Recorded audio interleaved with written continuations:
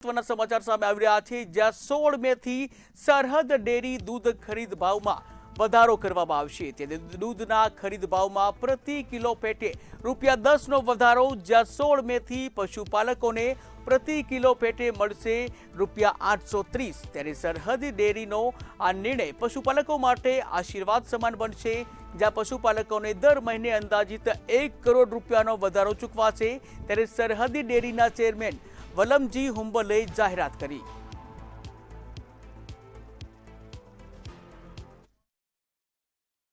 ઉનાળામાં સામાન્ય રીતે ડેરીઓ દૂધ ઘટવાને કારણે પશુને ઘાસચારો અને પાણીની મુશ્કેલી કારણે વધારતી હોય છે।